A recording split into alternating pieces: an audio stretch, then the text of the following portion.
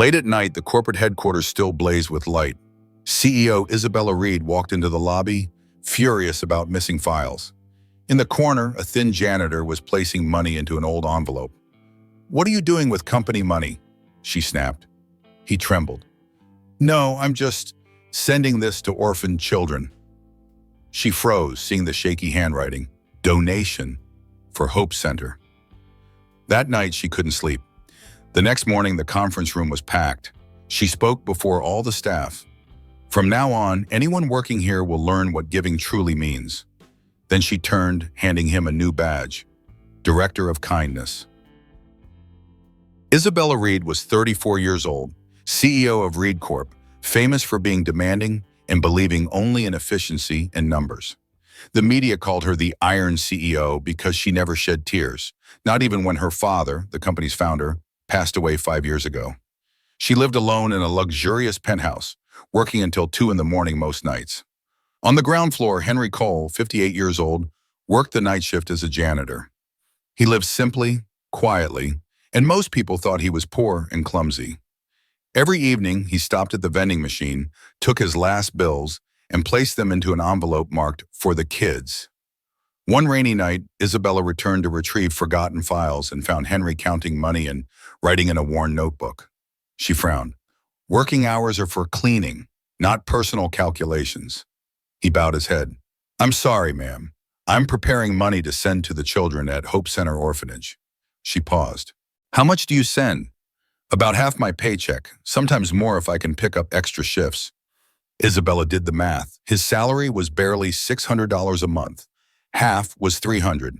He was living on $300 in one of America's most expensive cities. "That's impractical," she said, her voice losing its edge. "Perhaps," Henry agreed with a smile. "But those children need hope more than I need comfort." Real witness detail. As she walked away, Isabella glanced back and saw Henry place his hand on a photograph taped to the wall. Several children smiling, one holding a sign, "Thank you, Mr. Henry." That night, Isabella researched Hope Center, a small orphanage housing 23 children, chronically underfunded, run by volunteers. Their donor list showed Henry Cole, monthly supporter. 6 years of donations. 6 years of choosing those children over himself. Isabella kept thinking about Henry's smile when he talked about the children. She had millions.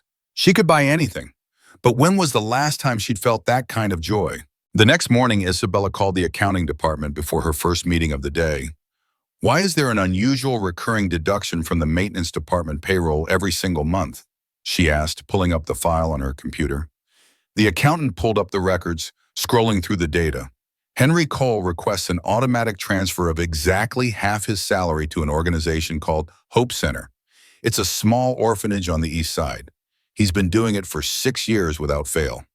"We verified it's a legitimate charitable organization, so we process it as he requests according to his written authorization." Isabella sat back in her leather chair, staring at the numbers displayed on her screen. $600 a month. $300 went to strangers. Children he had no blood relation to, no legal obligation toward, no expectation of recognition or reward. For 6 years, 72 months, over $20,000 total. She did some quick calculations. That was likely more than he had in savings. More than he'd ever spent on himself. At noon, she made an unprecedented decision. She went to inspect the cleaning areas, something she'd never done in her 5 years as CEO. Something her executive assistant insisted wasn't necessary or appropriate for someone at her level. She found Henry mopping the executive floor, humming quietly to himself, a tune she vaguely recognized from her childhood. He looked up, startled, his eyes widening in surprise and concern. "I'm sorry, Ms. Reed, I didn't know you were coming to this area. Is something wrong with the cleaning quality? Did I miss something?" "No," she said, her voice softer than usual. "I wanted to ask you something personal. How do you live on only half your salary? This is an expensive city. Rent alone must take most of what you keep." Henry set down his mop carefully and smiled, his weathered face crinkling with genuine warmth. "I live simply, Ms. Reed. I rent a small room in a shared house with 3 other men. We split utilities. I cook my own meals, mostly rice, beans, vegetables. I walk to work instead of taking the bus."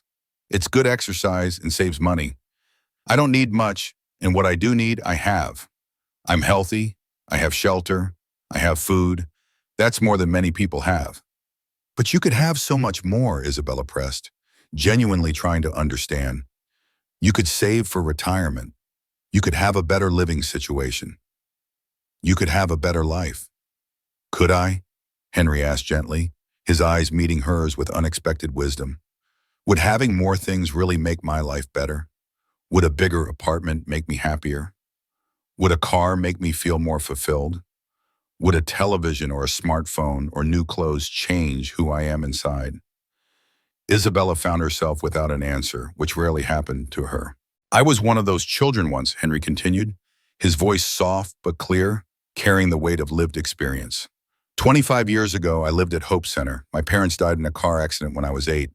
I had no other family who could take me. The state was going to put me in the foster system, but Hope Center had just opened, and they took me in instead. He paused, his eyes distant with memory. They raised me with love when I had nothing and no one. They taught me that I mattered, that I had value, that my life could mean something beyond my circumstances. They never made me feel like a burden. They celebrated my small victories. They comforted me when I cried for my parents. They gave me hope when I had none. His voice grew stronger. I aged out of the system at 18. I never went to college. I've worked as a janitor, a dishwasher, a construction worker. I've never been rich by society's standards, but I've never forgotten what Hope Center gave me. I'm just trying to give back what they gave me. Hope, a chance, proof that someone cares. Isabella felt something crack in the carefully constructed shell she'd built around her heart over years of business dealings and corporate ruthlessness. You're giving them more than money, Henry. You're giving them proof that kindness is real, that people care even when they don't have to. It's the only thing worth giving, Henry said simply, picking up his mop again. The only thing that really matters in the end. That afternoon, the maintenance supervisor filed a formal complaint that landed on Isabella's desk. Henry Cole violated protocol by bringing cash money into restricted executive areas during work hours. This is a security risk and potential grounds for immediate termination per Company Handbook, Section 12.7.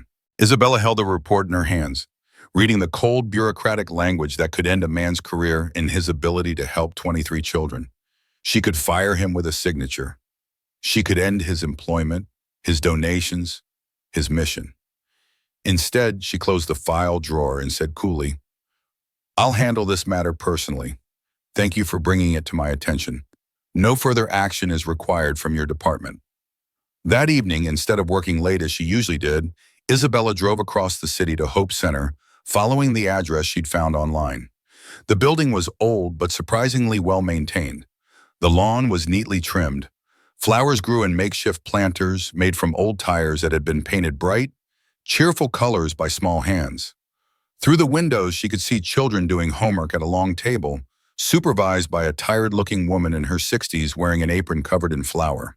Isabella knocked on the door, her heart beating faster than it should for such a simple action. The woman answered, looking surprised to see someone in expensive business attire. "Can I help you?" "I'm Isabella Reed from Reed Corp. I'm here to learn about your organization and the work you do." The woman's eyes widened in shock. "Reed Corp? The big company downtown? Are you here to make a donation? Because if so, that would be—" "I'm just here to learn," Isabella said softly, surprising herself with her own gentleness. "May I come in and see what you do here?" What she saw inside broke something fundamental inside her carefully ordered world. The children were happy. That was the first thing she noticed. Despite worn clothes that had clearly been handed down multiple times, despite outdated furniture that had been repaired with duct tape and wood glue, despite meals that were clearly stretched to feed everyone, they were genuinely, authentically happy.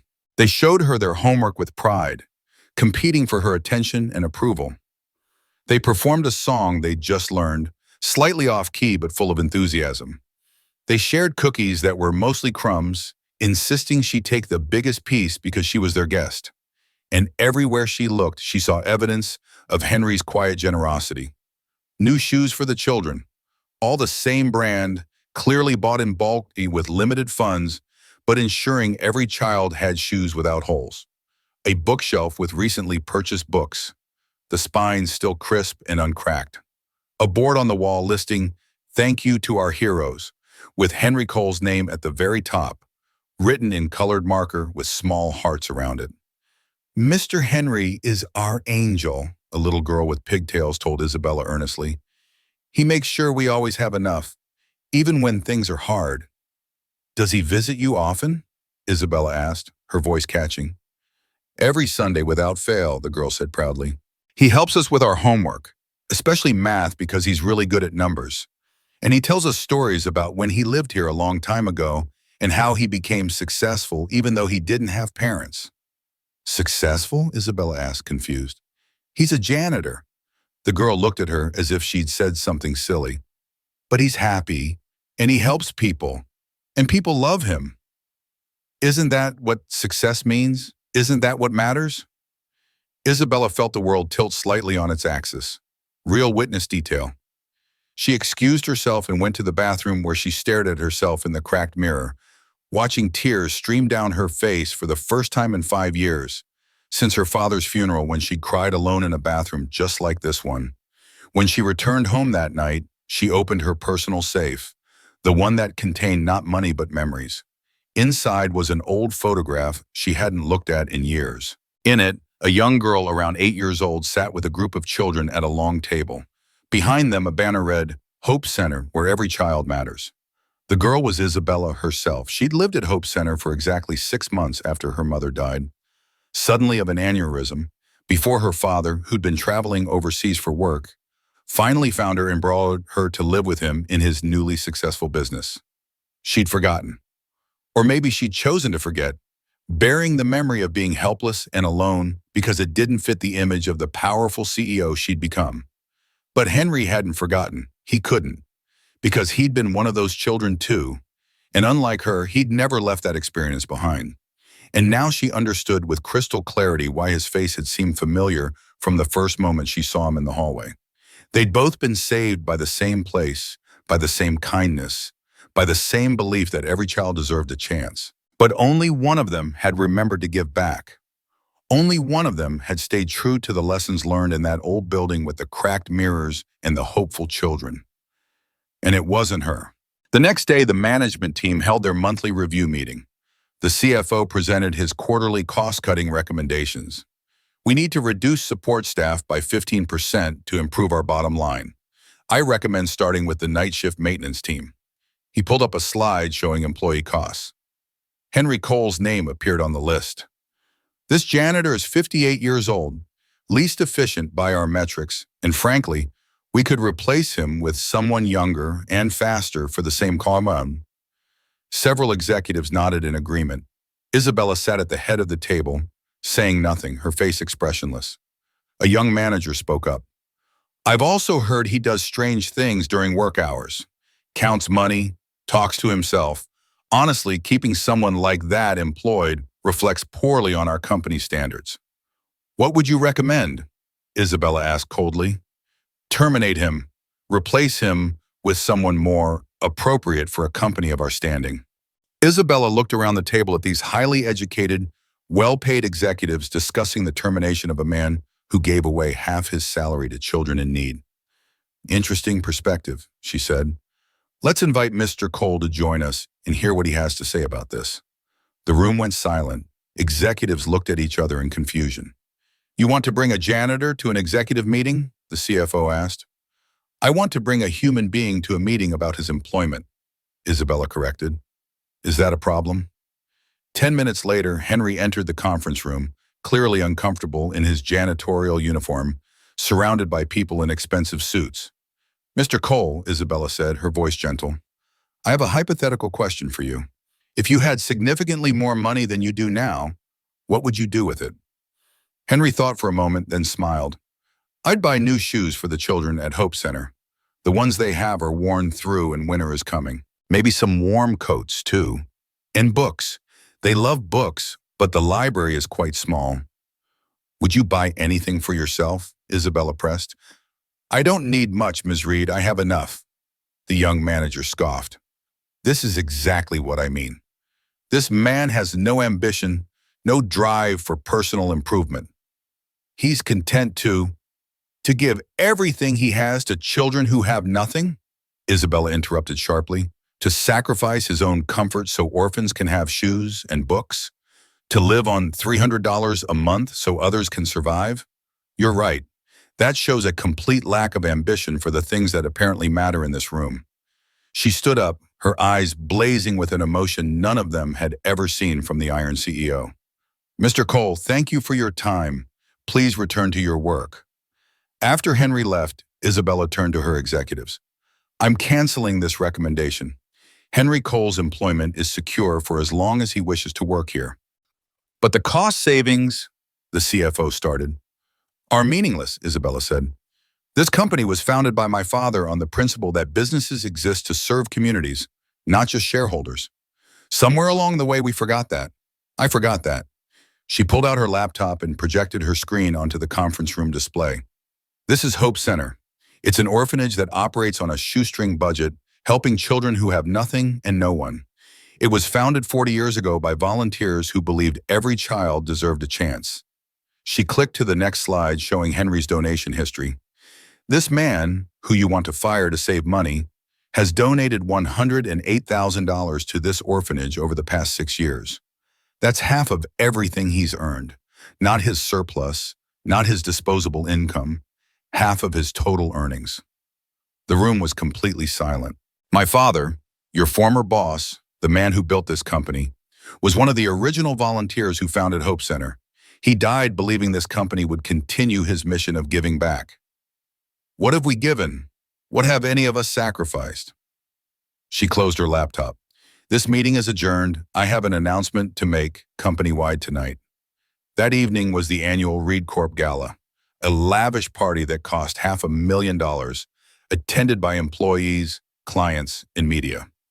Isabella stepped onto the stage in her elegant gown, looking out at 500 people eating expensive food and drinking champagne that cost more per bottle than Henry earned in a week. Good evening. I have an announcement. Effective immediately, this year's gala budget of $500,000 will be redirected to establish the Henry Fund, a permanent endowment to support Hope Center Orphanage and other children's charities. The room erupted in confused murmurs. Furthermore, Isabella continued, I'm matching that amount personally, $1 million to start, and I'm inviting every executive in this company to contribute whatever they can, not because they have to, but because they want to, because it's the right thing to do. She gestured to the back of the room. Mr. Henry Cole, please come to the stage. Henry, who'd been working the event as part of the cleaning crew, stood frozen in shock.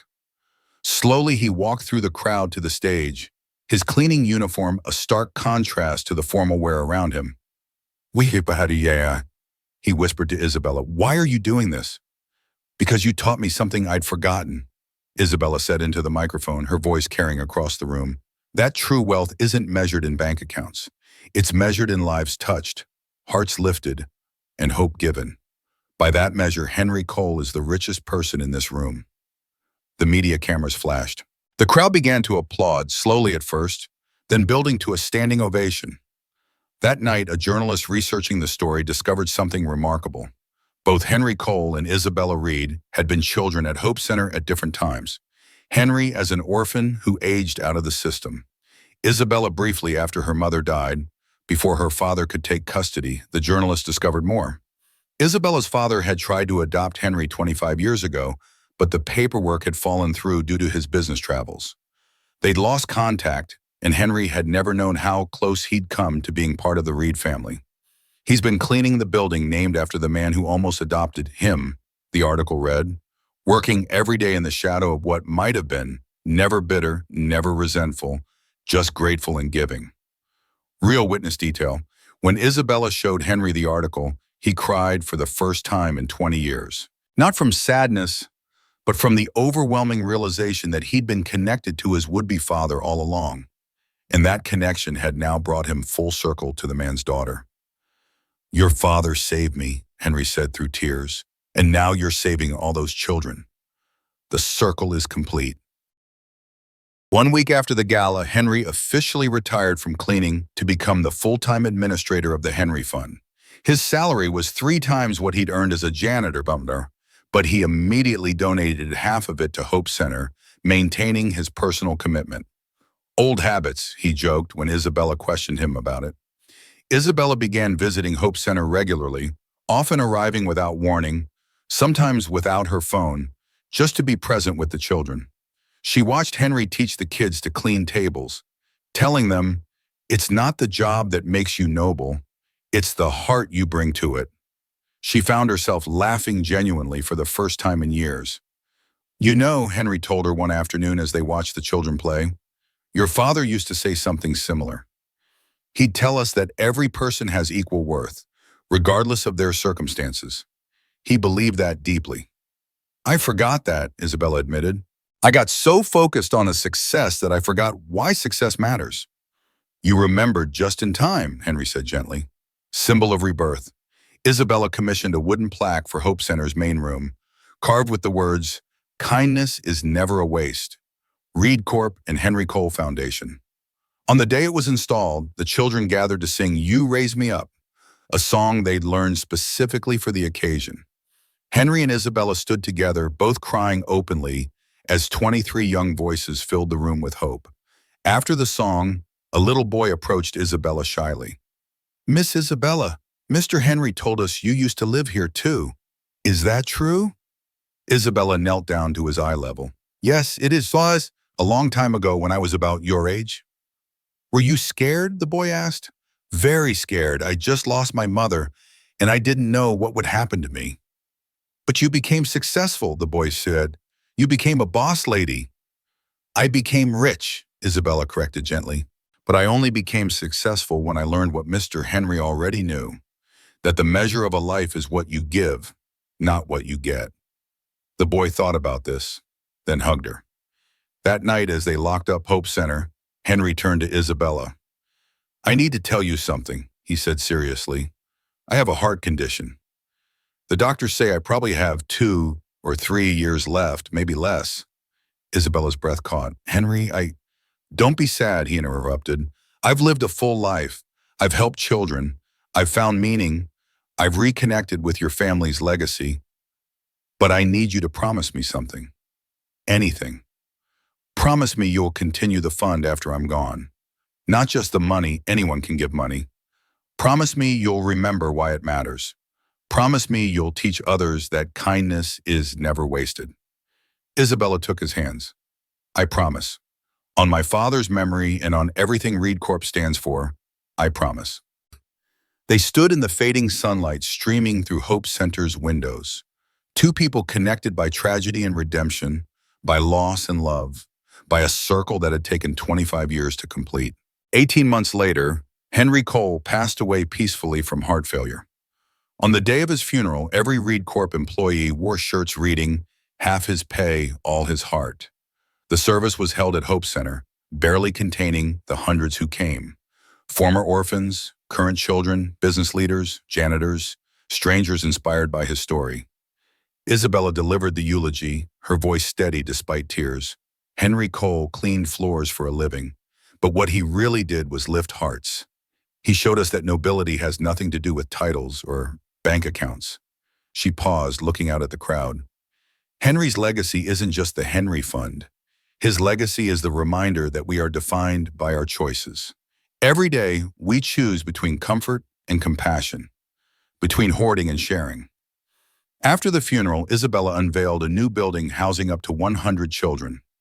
The sign read, "The Henry Cole Home for Children, where every child matters." Children from Hope Center moved in first, along with dozens from overfilled facilities. As Isabella gave the tour, a little girl asked, "Miss Isabella, are you some?" Isabella knelt, smiling through tears. "No, sweetheart. Every time I see someone giving to others, I see Mr. Henry right there." Final scene, Isabella removed her heels and sat on the floor with the children, sharing cookies and milk. On the wall hung Henry's photo in his uniform, smiling with text beneath. "He cleaned floors, but he lifted hearts. He had little, but he gave everything. He was called a janitor, but he was really a teacher." Below that, not our position, but our choices define who we are. Isabella looked up at Henry's photo and smiled. She'd finally understood what her father tried to teach her, that the best way to honor a legacy is to live it. If you believe stories like this deserve to be told, leave a comment and subscribe to Strong Dad Stories. We tell the stories that shouldn't be forgotten.